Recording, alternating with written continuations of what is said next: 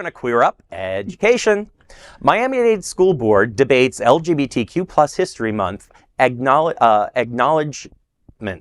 Acknowledgement, that was the word. The Miami-Dade School Board is considering a proposal this evening for the school district to recognize October as Lesbian, Gay, Bisexual, Transgender, and Queer History Month.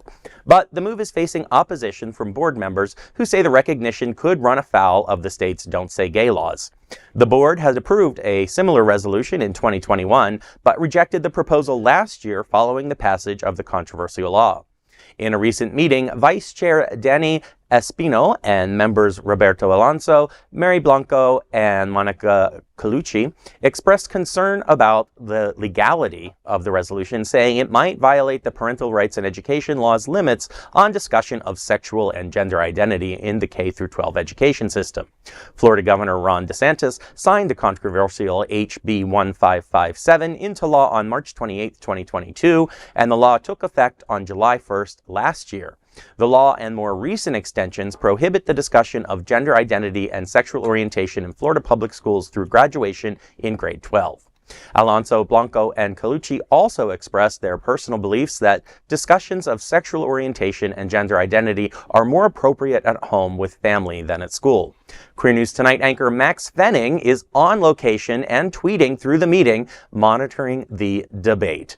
Okay, first of all, the way these laws work, laws are only important if you enforce them.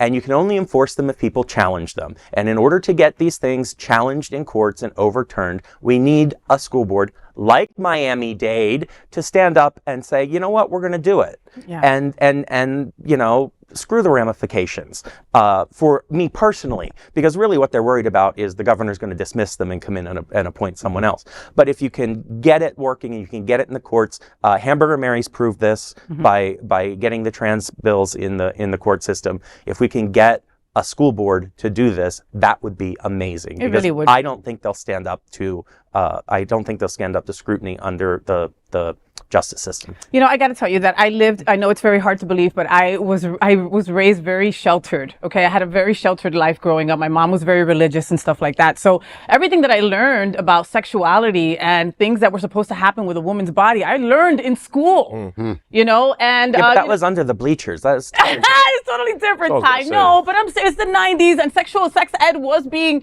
was being promoted, was being taught at the school, and it was very important. Yes. And I wasn't the only one in that class that learned mostly that I needed to learn from that class, you know, and I come from an area where a lot of teenage pregnancies were prevalent, you know, it was so normal that you had a girlfriend in school, you're 12, 13 years old, and then she would end up pregnant the next year. How horrible is that? And that was because they didn't have proper education as to what birth control works, what, you know, things that they could do, blah, blah, blah. They need to do something about this. Now, I'm super curious to, you're a teacher, and you're a teacher, Cal, also, professor. Sorry, more degrees. Sorry. What do you think about this, Cal? So I think the narrative of this needs to be corrected because it isn't about sexual identity and gender. It's about actually learning about LGBTQ plus in history. So whether it's, you know, legislators, you know, we have our first openly gay mayor for the city of Fort Lauderdale, you know, Dean Trentalis, you know, one day he's going to be in the history books, you know, so this month is about that. It's just about like how we have Black History Month and we learn about our African-American leaders in this country. This is what this month is supposed to be about. And I think that a lot of parents just get that narrative confused and they just automatically think that it's about sexuality and gender, and it has nothing to do with that. It's about learning about our LGBTQ history and the impact that we've had on this country. Yeah, but these people don't want their children taught about Stonewall and drag queens who threw the first brick. But it's important that they are. I wonder if Miami-Dade has access to the last study from the Trevor Project, the 2022 National Survey on LGBTQ plus youth mental health, where they found that 45% of LGBTQ plus youth seriously contemplated suicide over just the last period of 1 year. In addition to that, they found that LGBTQ youth who found their school to be LGBTQ plus affirming reported lower rates of attempted suicide. Sure. To me, if you're having a debate on this issue as maybe as a parent who doesn't even know the sexuality of your own child yet, it really sounds like you're putting your kid at risk for your own politics.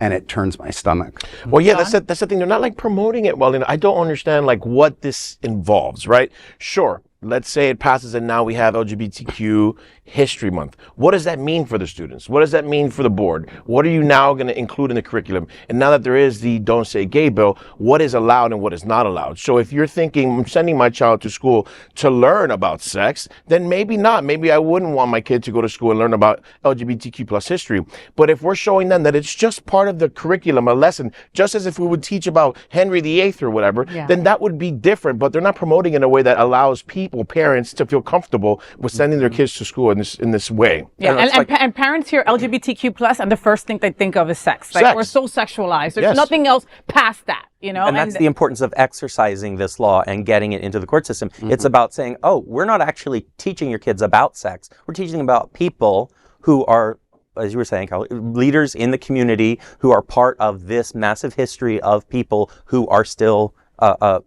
alive today. How do I want to say that? The kind of people who are still alive today. The gays that are still around. Yes. We are Queer News Tonight, the world's first and only live daily LGBTQ plus evening news show, brought to you from Happening Out Television Network. We operate in the same model of PBS and NPR, but for the LGBTQ plus community. We educate, inform, and entertain by supporting the 10 pillars of our LGBTQ plus community, with more than 100,000 a week watching us on Roku, Apple Television, and other channels. To keep the story going, we accept donations with 100% transparency.